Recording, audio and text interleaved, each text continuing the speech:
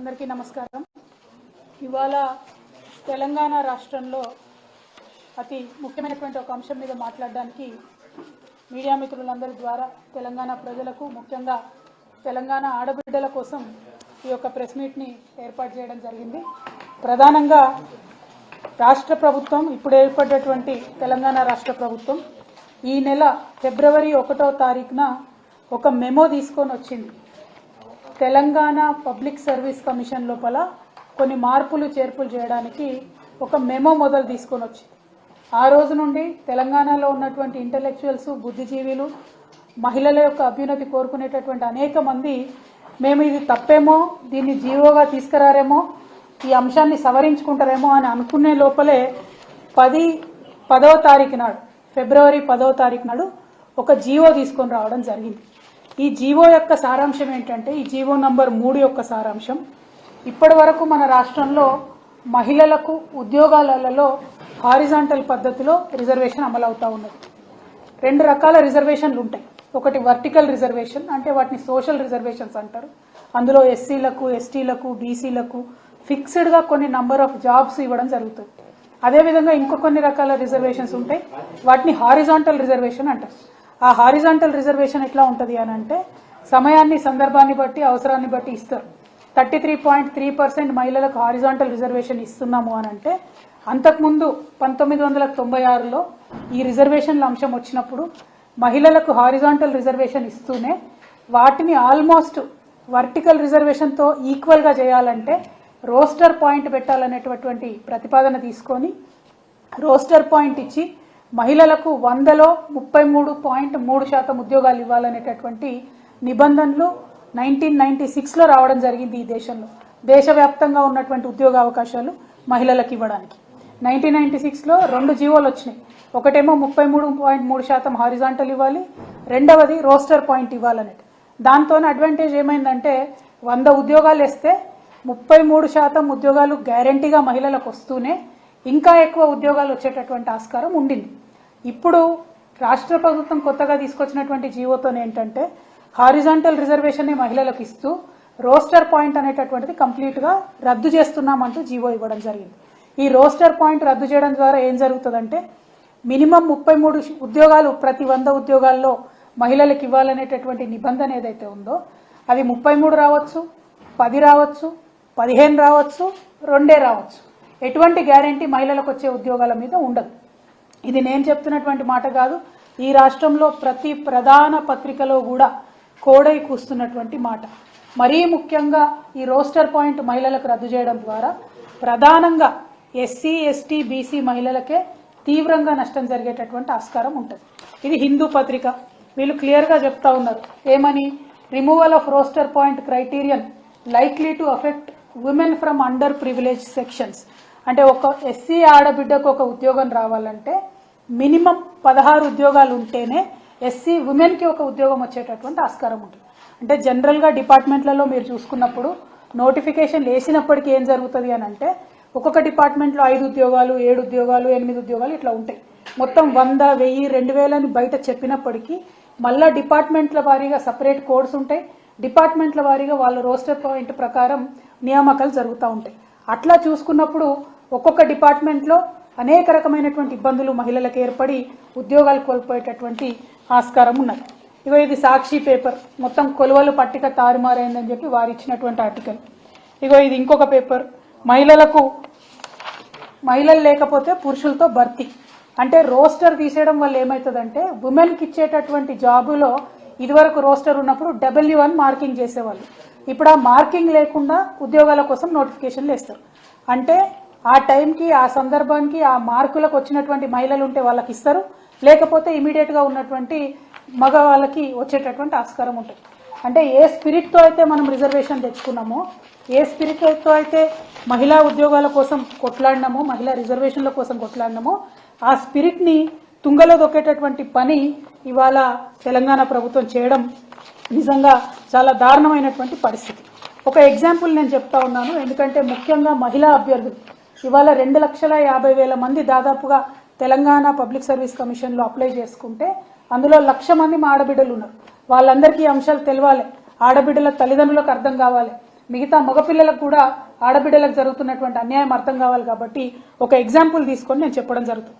ఉదాహరణకి 1 నుంచి 10 వరకు రోస్టర్ పాయింట్స్ ఉంటే ఓసీకు 3 వస్తాయి ఉద్యోగాలు, ఎస్సీఈకి 1, బీసీకి 1, దివ్యాంగులకు 1, ఎస్టీకి 1, ఈడబ్ల్యూఎస్కి 1, బీసీలకు 1, ఇట్లా పోస్టులు ఉన్నాయనుకోండి. ఉంటే ఏం జరుగుతుంది? ఒక ఎస్సీ అమ్మాయికైనా, ఒక బీసీసీలో ఉన్నటువంటి అమ్మాయికైనా, బీసీఏలో ఉన్నటువంటి అమ్మాయికైనా ఉద్యోగాలు రావాలంటే ప్రతి డిపార్ట్మెంట్లో 16 లేక 20 పోస్టులు ఉంటే తప్పితే వాళ్ళకి న్యాయం జరిగేటటువంటి ఆస్కారం లేదు. కానీ ఓసీలకు రోస్టర్ పాయింట్ 3 ఉంది కాబట్టి ఖచ్చితంగా ఒక ఓసీ ఆడబిడ్డకైతే ఉద్యోగం వస్తుంది. మరి తీవ్ర నష్టం ఎస్సీ ఎస్టీ బీసీలకు జరుగుతున్న విషయం తెలంగాణ ప్రభుత్వం దృష్టికి నేను తీసుకొస్తా ఉన్నాను. అదేవిధంగా ఇంకొక ఎగ్జాంపుల్, ఇప్పుడు ఆల్రెడీ 2022లో కేసీఆర్ గారు వేసినటువంటి నోటిఫికేషన్లో ఆర్టీఏ జాబులు చూసుకుందాం ఒకసారి. గ్రూప్ 1 మల్టీజోన్ 1 కింద, గ్రూప్ 2 మల్టీజోన్ కింద 2 కలిపి 41 ఉద్యోగాలు ఉన్నాయి. ఇవాళ మల్టీజోన్ 1లో 19 పోస్టులు ఉన్నాయి. 33% రిజర్వేషన్ యాజిటీస్గా ఇస్తే 6 ఉద్యోగాలు లేడీస్కి రావాలి. కానీ మారినటువంటి నిబంధనతో 3 ఉద్యోగాలు మాత్రమే లేడీస్కి వస్తూ ఉన్నాయి. అదేవిధంగా మల్టీజోన్ 2 కింద 23 ఉద్యోగాలు ఉన్నాయి. మారినటువంటి నిబంధనలతో రోస్టర్ పాయింట్ తీసేయడంతో కేవలం 14% మాత్రమే మహిళలకు రిజర్వేషన్ వస్తూ ఉంది. ఇట్లా ఒక్కొక్కటి ప్రతి డిపార్ట్మెంట్ పైన కూడా ఇది ప్రభావం పడుతుంది. అదేవిధంగా మరి మహిళల టైం లేకపోతే దానికి ఏం మెథడాలజీ ఫాలో కావాలి, దాని మీద ప్రభుత్వం ఏం చెప్తలేదు. దాంతో ఏం జరుగుతుంది? ప్రభుత్వం స్పష్టమైనటువంటి రూల్స్ ఇవ్వకపోతే ఆ సందర్భంలో అధికారులకు ఏమనిపిస్తే, ఆ డిపార్ట్మెంట్ అధికారులకు ఏమనిపిస్తే అది చేస్తారు తప్పితే మహిళా ఉద్యోగాలు అనేటటువంటి వాటికి మాత్రం భద్రత ఉండే పరిస్థితి లేదు అనేటటువంటి విషయాన్ని సుస్పష్టంగా మేము తెలియజేస్తా ఉన్నాం. ఇక్కడ ఇంకొక అంశం దయచేసి తెలంగాణ ఆడబిడ్డలందరూ గమనించాలి.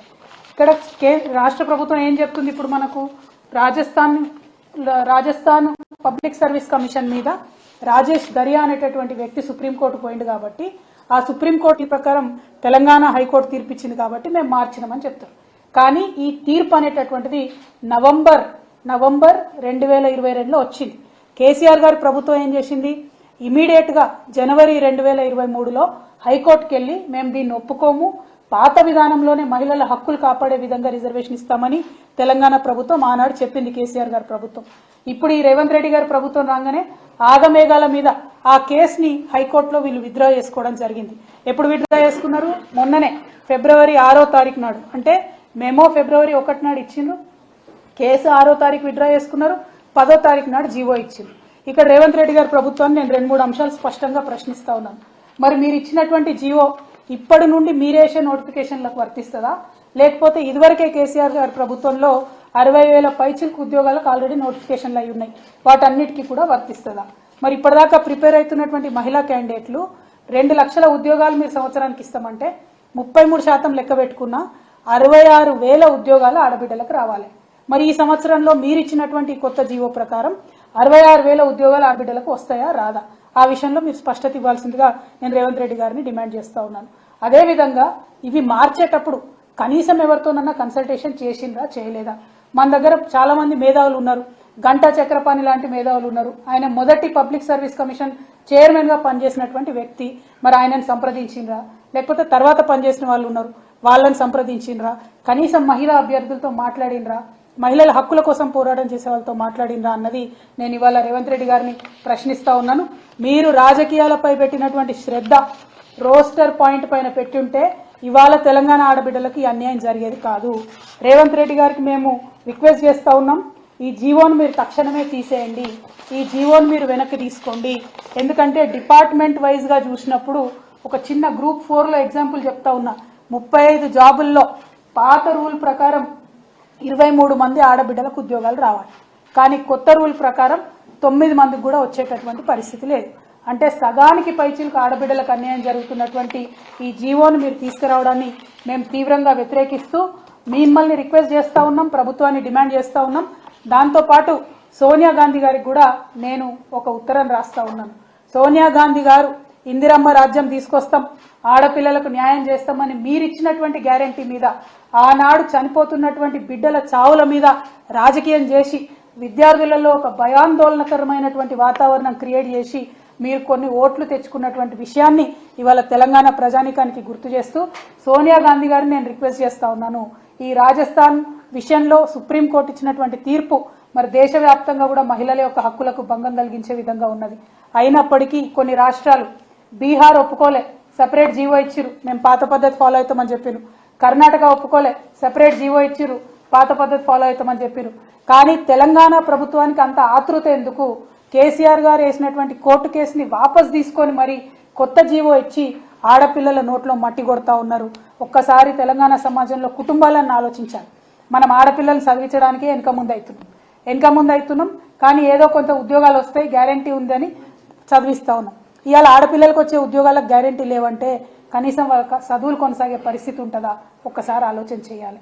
కుటుంబాలు, అన్నదమ్ములు, అక్క చెల్లెలు అందరం కలిసి ఆడబిడ్డల కోసం, ప్రత్యేక హక్కుల కోసం కొట్లాడేటటువంటి సందర్భంలో ఉన్న హక్కులను కాలరాస్తున్నటువంటి ప్రభుత్వాన్ని దయచేసి నిలదీయవలసిందిగా నేను ఆడపిల్లల్ని, ముఖ్యంగా కుటుంబ సభ్యుల్ని, ఎందుకంటే మా హక్కుల కోసం మా అన్నదమ్ములే కొట్లాడాలి.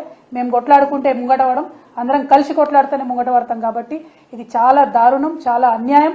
కష్టపడి పరీక్షలకు ప్రిపేర్ అవుతున్న ఆడపిల్లలతో అన్యాయం జరుగుతుంది. కాబట్టి తక్షణమే ఆ జీవోను వెనక్కి తీసుకోవాలని చెప్పి రేవంత్ రెడ్డి గారిని డిమాండ్ చేస్తూ, అట్లానే సోనియా గాంధీ గారికి కూడా ఉత్తరం రాయడం జరిగింది. జాతీయ స్థాయిలో దీనిపైన మీ స్టాండ్ ఏంటి?